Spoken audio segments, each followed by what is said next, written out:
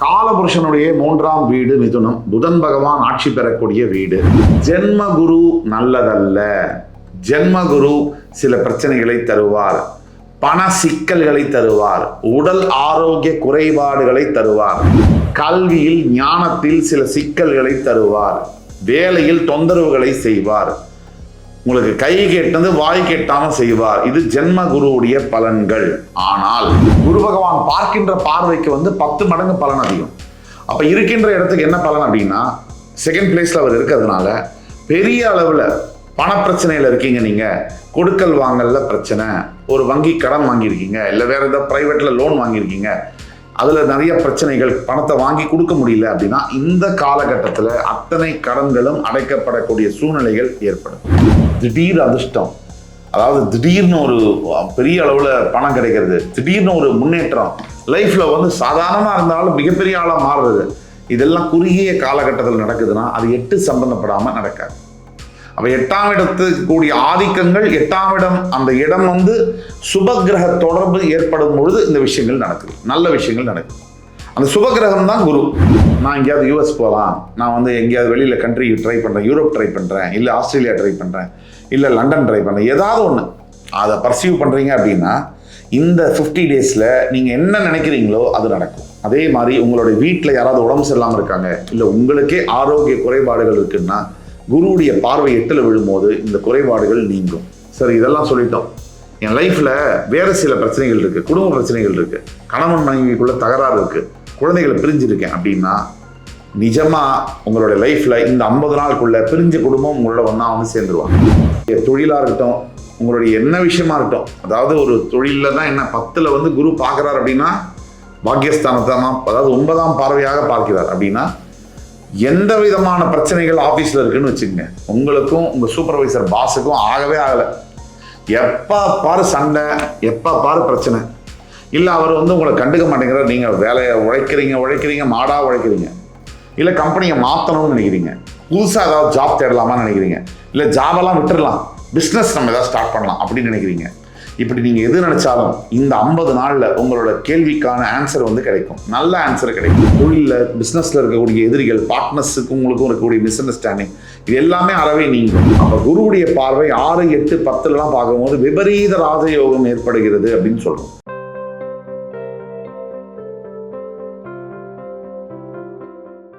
வணக்கம். நல்ல நேரம் நிகழ்ச்சியின் சார்பாக அத்துணை சப்ஸ்கிரைபர்களையும் எல்லா அன்பு உள்ளங்களையும் எனது நண்பர்களையும் வருக வருக என வரவேற்பதில் பெருமகிழ்ச்சி கொள்கிறேன். வக்ரதுண்ட மகாகாய சூரிய கோடி சமப்பிரப அவிக்னம் குருமே தேவ சர்வகாரியேஷு சர்வதா. தென்னாட்டுடைய சிவனே போற்றி, என் நாட்டவர்க்கும் இறைவா போற்றி. நண்பர்களே, இந்த புத்தம் புதிய வீடியோவில் உங்கள் அத்துணை பேரையும் வரவேற்பதில் மிக்க மகிழ்ச்சி கொள்கிறேன்.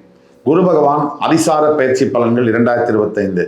குரு பகவான் தற்சமயம் மிதுன ராசியிலிருந்து பெயர்ந்து அக்டோபர் 18ஆம் தேதி கடகராசிக்கு போய் அங்கே டிசம்பர் 3ஆம் தேதி வரைக்கும் இருந்துட்டு மறுபடியும் டிசம்பர் 3ஆம் தேதி கடகத்திலிருந்து மிதுனத்துக்கு வருவார்.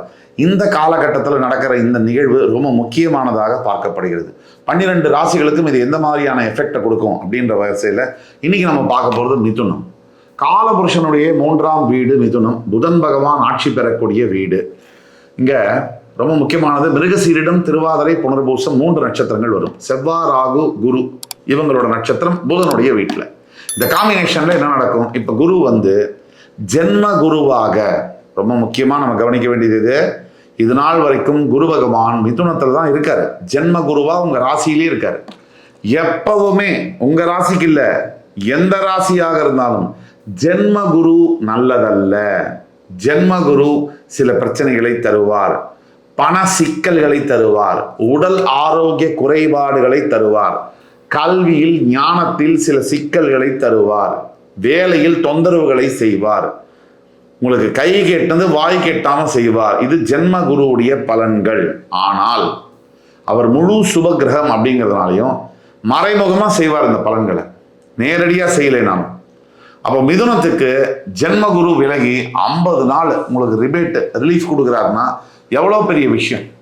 அப்போ இந்த நிகழ்வு எந்த ராசிக்கு நல்லா இருக்குமோ இல்லையோ, முதல்ல உங்க ராசிக்கு சூப்பரா இருக்க போகுது இந்த குரு பகவான் அதிசார பயிற்சி பலன்கள். இந்த ராசி, உங்க ராசியில முதல் விஷயம் என்ன பார்த்தீங்கன்னா, இப்போ உங்க ராசிக்கு 2ஆம் இடத்துக்கு வரக்கூடிய குரு பகவான், இந்த செகண்ட் பிளேஸ் அப்படிங்கிறது தனஸ்தானம். அது இந்த தனஸ்தானத்துக்கு குரு பகவான் வந்து தன் உச்சம் பெறக்கூடிய வீட்டுக்கே வராரு. உங்களுக்கு தனகாரகன் குரு பகவான், தனகாரகன், அவர் தனஸ்தானத்துக்கு வந்து உச்சம் பெறக்கூடிய வீட்டுக்கு வரார் அப்படின்னா இதை விட ஒரு பாக்கியம் உங்களுக்கு இருக்க முடியாது. இதனால என்ன பலன் அப்படின்னா, குரு பகவான் இருக்கின்ற இடத்துக்கு ஒரு பலன் இருக்கு. குரு பகவான் பார்க்கின்ற பார்வைக்கு வந்து 10 மடங்கு பலன் அதிகம். அப்ப இருக்கின்ற இடத்துக்கு என்ன பலன் அப்படின்னா, செகண்ட் பிளேஸ்ல அவர் இருக்கிறதுனால பெரிய அளவுல பண பிரச்சனையில இருக்கீங்க, நீங்க கொடுக்கல் வாங்கல்ல பிரச்சனை, ஒரு வங்கி கடன் வாங்கியிருக்கீங்க, இல்லை வேற ஏதாவது பிரைவேட்ல லோன் வாங்கியிருக்கீங்க, அதுல நிறைய பிரச்சனைகள், பணத்தை வாங்கி கொடுக்க முடியல அப்படின்னா இந்த காலகட்டத்தில் அத்தனை கடன்களும் அடைக்கப்படக்கூடிய சூழ்நிலைகள் ஏற்படும். இது கண்டிப்பா ஏற்படும். உங்களோட சுய ஜாதகத்துல ஓரளவுக்கு குரு நல்ல நிலையில் இருந்தாலே போதும், நாம சொல்றது நடக்கும். அதே மாதிரி குரு பகவான் தன்னுடைய பார்வைகள், குரு பகவானை பொறுத்த வரைக்கும் 3 பார்வை உண்டு. 5, 7, 9. உங்களுக்கு அதாவது மிதுன ராசிக்கு அவர் வந்து விருச்சிகத்தையும் மகரத்தையும் மீனத்தையும் பார்க்கிறார். அப்ப 5, 7, 9 பார்வைகளால உங்களுடைய 6, 8, 10ஆம் இடங்களை பார்க்கிறார். இதுதான் விஷயம்.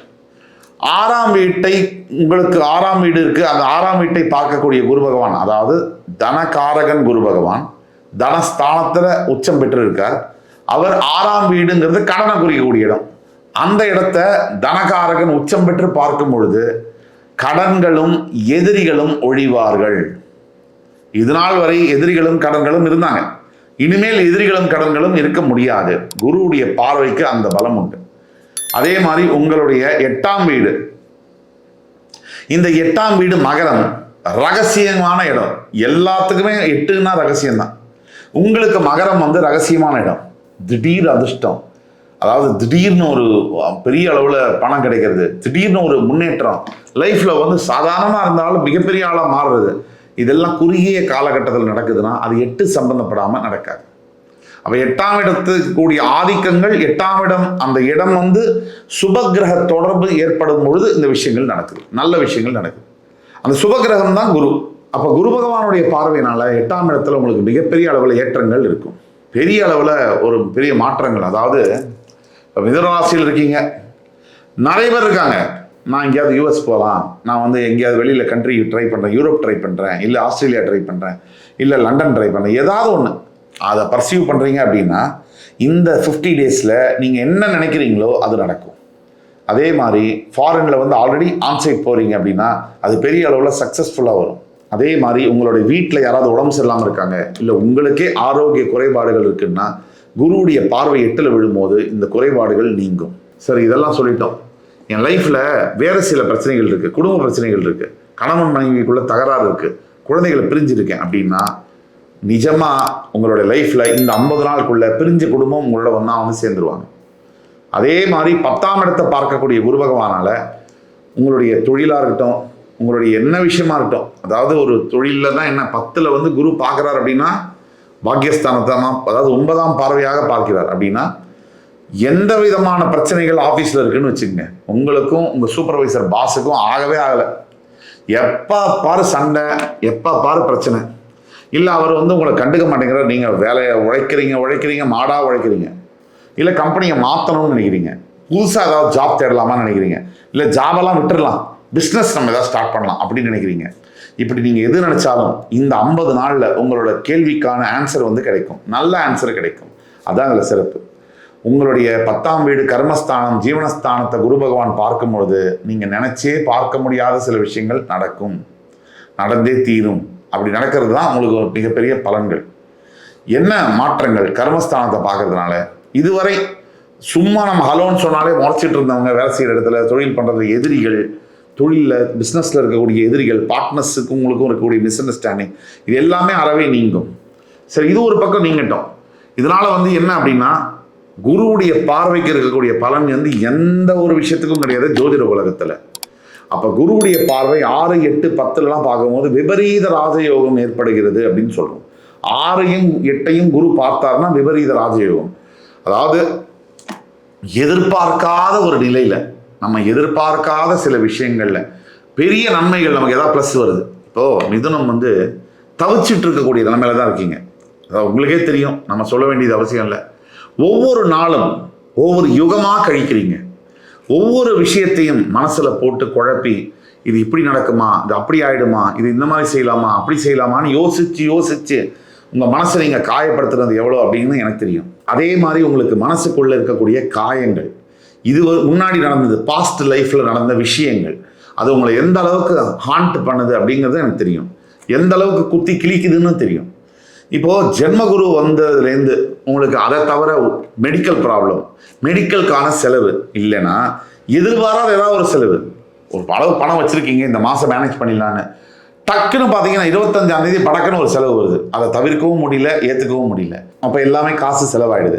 அதுக்கப்புறம் இவங்ககிட்ட கடன் வாங்கலாமா, அவங்கள்ட்ட கடன் வாங்கலாமா, இப்படி நீங்கள் எத்தனை கஷ்டப்படுறீங்க எல்லாமே தெரியும் எனக்கு.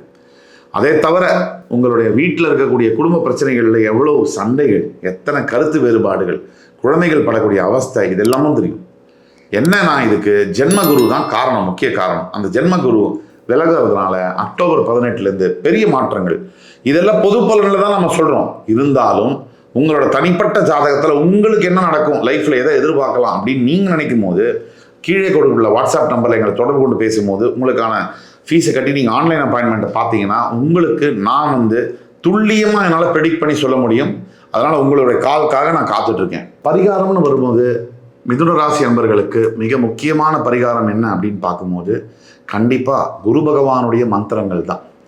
அதாவது விஷ்ணு சஹஸ்ரநாமம் ஒவ்வொரு காலையிலையும் கேட்கும் போதும் குரு பகவானுடைய நாமாவளி அல்லது குரு பகவானுடைய காயத்ரி மந்திரங்கள், ஓம் ரிஷபத்வஜாய வித்மஹி கிருணி ஹஸ்தாய தீமஹி தன்னோ குரு பிரச்சோதயாத், இந்த மாதிரி மந்திரங்களை சொல்வதும் வியாழக்கிழமை விரதம் இருப்பதும் இந்த மாதிரி பிரச்சனைகளுக்கு இன்னும் நல்ல பலன்களை தரும். இப்போ இருக்கக்கூடிய பிரச்சனைகளை முழுவதுமாக அகலச் செய்யும். இந்த எபிசோடு உங்களுக்கு பிடிச்சிருக்கும்னு நம்புகிறேன். மறுபடி வேறொரு எபிசோடில் இன்னொரு முறை உங்களை எல்லாம் சந்திக்கும் வரை உங்களிடமிருந்து விடைபெறுவது உங்கள் சுபாஷ் பாலகிருஷ்ணன். நன்றி, வணக்கம், வாழ்க வளமுடன்.